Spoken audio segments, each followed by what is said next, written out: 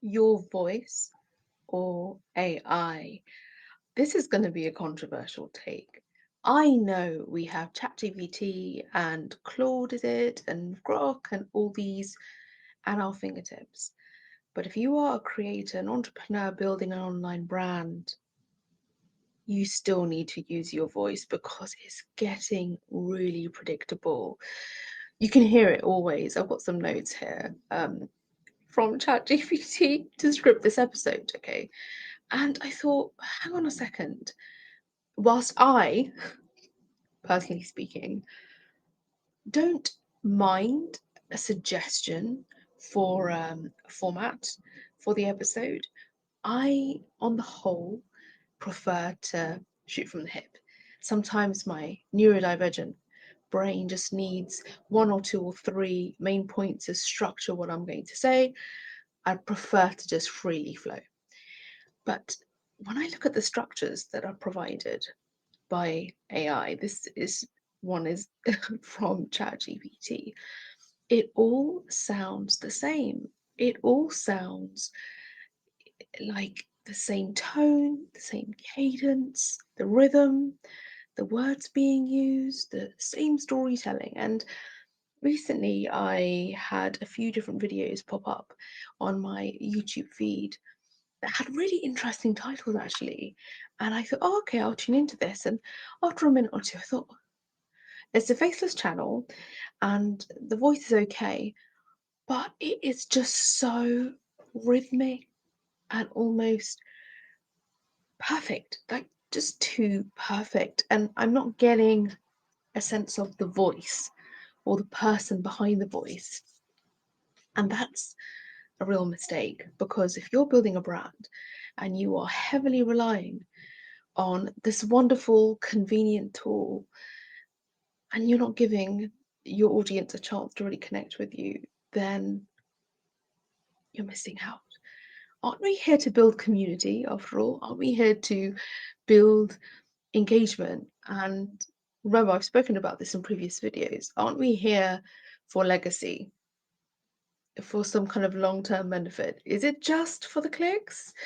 So don't allow your voice to just get lost. I mean, and this is going to be a little bit side eye. Maybe you're the kind of creator who doesn't have a developed voice and persona for, a public channel. And in order to get the confidence or to build it, you're relying on AI for the prompts. But that's a really bad idea. Like, you've got to go through all of the really tragic attempts.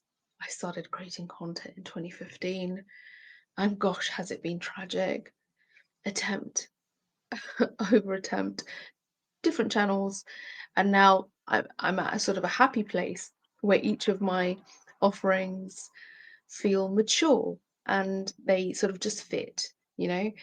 This channel is all about leveling up your strategic thinking, and I've been in strategic communications and consulting for more than 20 years, and now I'm studying systems thinking at a postgrad level, and it just makes sense to be here. And then my Systems and Questions podcast is about talking about reflecting on all the flux in the world and how complex it all is. So I've got different spaces for these things. It kind of makes sense now. But before, when I was trying to do this YouTube thing, I was rebranding every month. It was because at that time I hadn't realized how much of a multidisciplinary person I was. And so I was kind of throwing everything at it and it was getting a bit muddly, but that was the time where you could make mistakes. And now, with all this heavy reliance on AI, no one's really prepared to make those mistakes, which is quite sad, really, because then we're missing the human element. Um, ChatGPT says that AI should sharpen your ideas, not replace the thinking. Now, imagine if I just said this, okay? AI should sharpen your ideas, not replace the thinking. Use AI for structure, for drafts, for research, but the meaning making, that's yours. Now, you've heard this. The meaning making. Like, who actually says the meaning making? This is what um, sort of these sort of scripting. This is what the scripting kind of offers you. Hold on 1 second, rewind. I am sure I have a good few videos where I rely. This is like in the early days where I was just trying to use it, rely, and it was so new. And I thought, oh, this is brilliant. Like it's in my voice, it works, but was it really in my voice? Because it was kind of very jargony and it was very like meaning making. And after a while, I thought, this is just not gonna fly. This is not gonna be good for me. I'm putting all of my trust and intuition in something, and I'm not allowing myself to just speak from all of my years of experience. And even if you've just got a year, like 1 year's experience, I mean, speak from that place. Otherwise, you miss the developmental opportunity for you as a creator, as the voice offering this value. Remember, there is a developmental opportunity in the meaning making. Come on, it's the meaning making. The closing that it's giving me is, if you want to build a creator career with substance, your voice needs to stay at the center. Subscribe for more creator strategy and systems thinking. And listen to my podcast, Systems and Questions, where we slow down and think properly in an AI world. It sounds great if you were on an established sort of legacy media platform. All of this sounds great, but we know now, like you have a lot of sort of traditional media personalities who have gone and established independent podcasts and such, and they're much more personable, and it sounds a lot less scripted, and that's what's working now. So right now, all of this scripting is great for someone who isn't going to notice.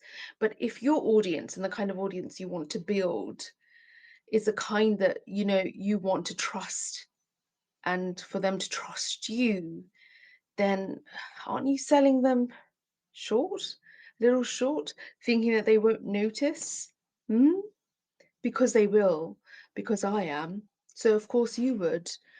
So let's talk about some meaning making. Here's another one. Your voice is part of your long term brand equity. It's just too much of a perfect sentence. I've done copywriting for a long time, even as a journalist. And your voice is part of your long term brand equity.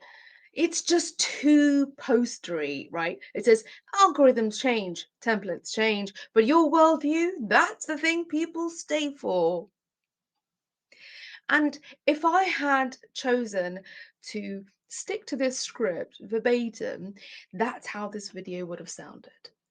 I just got a message from a loved one who says, "Oh, they're about to speak at an event, and it's quite a high profile one." And I think they were just asking for tips. And I said, use your hands. We've been told not to use our hands. Use your hands. Look up, look down. Don't look at the paper. Don't just look at the people. Look around you. Make it very natural. But don't, like, when people like overdo it. Don't do the politician thing, and don't do the corporate thing. Yes, I am here. I am not human. And you must listen to every word I'm saying. People are trusting somebody who's just relaxed. Because if you're relaxed with what you're saying, then perhaps you believe what you're saying. If you're just scripted, then you may not believe what you're saying. And therefore, how can somebody trust what you're saying? So it's really important that we allow ourselves to come through the lens, um, and not. Let's go to another one, because authenticity compounds over time. Your opinions, decisions, experiences, and contradictions create depth. AI can assist, but your sense making is the product. I mean, come on now. Meaning making, sense making, authenticity compounds over time. It is predictable sort of speak. It's almost like, what is that language, from which which oh, and the book about Big Brother watching. What is it? Think, speak. What is it? The language that everyone speaks, and they all have to sound the same. That's what it will end up being like. And so you don't want to be part of that cult of creator and entrepreneur online.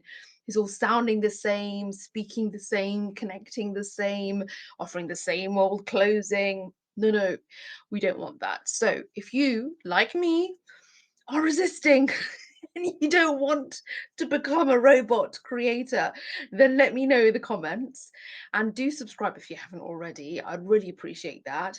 And this is the place where you will get a video every Monday, every Monday.